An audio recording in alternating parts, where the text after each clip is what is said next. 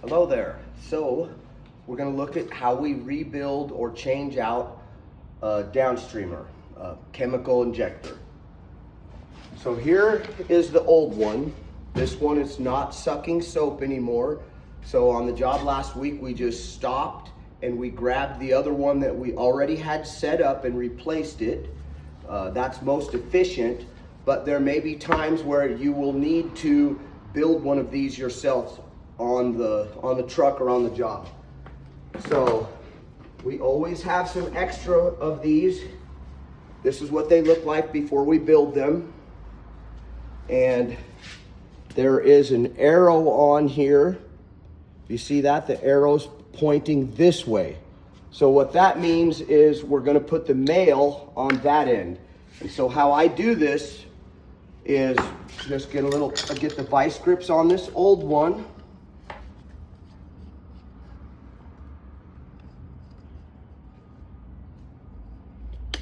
We will grab us a crescent wrench.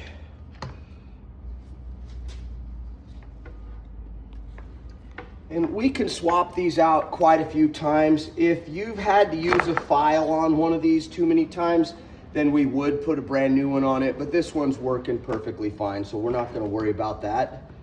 So we've got the male, we're checking our arrow, yep, it's going that way. And if it still has these on, you could leave a cap on, so you're not gonna accidentally put it on the wrong end. And it looks like the male's longer, but the best thing to do is just go by the arrows. So we're gonna grab a little bit of our plumbing tape here. Just give this about 3 or 4 wraps.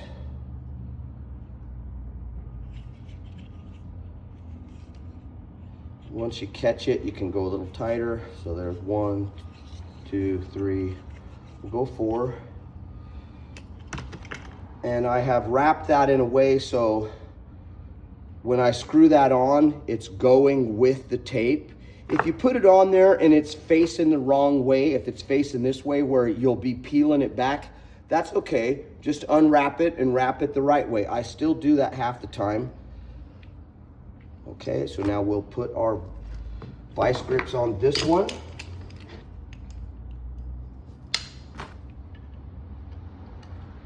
We'll get that screwed on there. And these need to be tight, but they don't need to be so tight that you strip anything or break it. Just a good snug. So we're gonna call that good. Now we're gonna go back to this and get our female fitting. Double check our arrow, yep, we always run, yep. So that's the male end and that's the arrow that's pointing out. So we're good to go.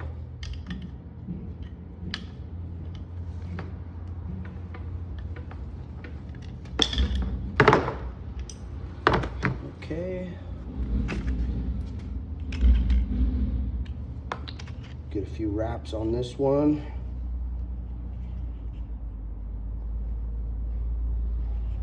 Oh, wrong way.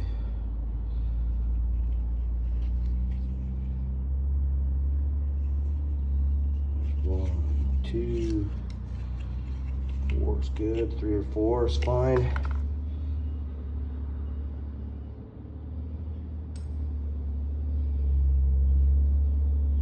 And when we're using the blue tape, I like to do that. It presses it down some. Most of the plumber tape is white. When I do buy it, I buy this blue monster. It works a little better. But either one, if you're just using the white, you can press it down too. Okay, so now we'll put our clamp back on here and we will tighten this one up snug too.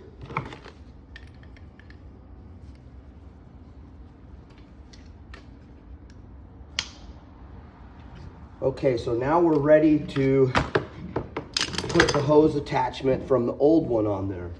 So I'm just gonna grab a flathead screwdriver, and sometimes, let's see here. Okay, that worked out. I have a nut driver or a screwdriver. You just gotta be careful not to jam it into your hand.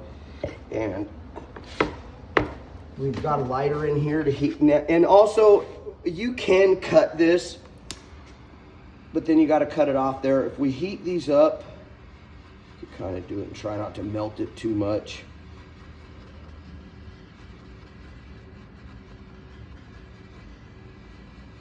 That'll pop off of there.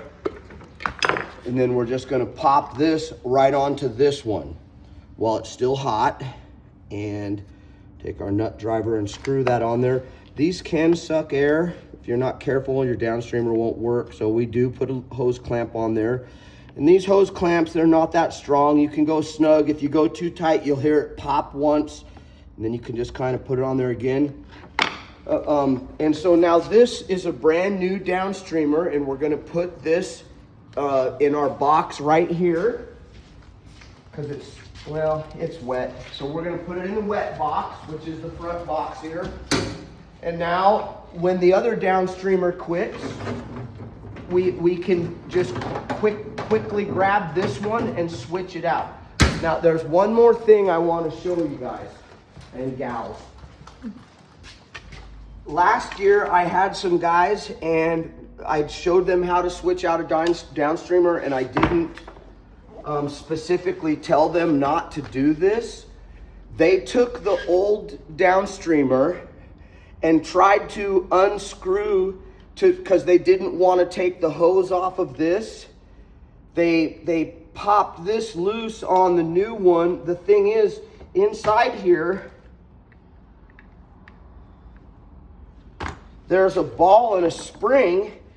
Don't ever try to switch the downstreamer off by screwing the old hose and piece into the new one. I don't even know why they did that, but it didn't work, and they lost the ball and they lost the spring. So anyways, that's how you switch out a downstreamer. There will always be some in the box here. Here we have a whole bag of them, and we're gonna put these in the box. Now, if you're using the smaller portable downstreamer, it's gonna be a different size. But if you look right on these new ones, it says 2.3, 5 to 8 gallons per minute. So these are our backups, and we're just gonna throw that in the bag here. We're good to go. All right, thanks.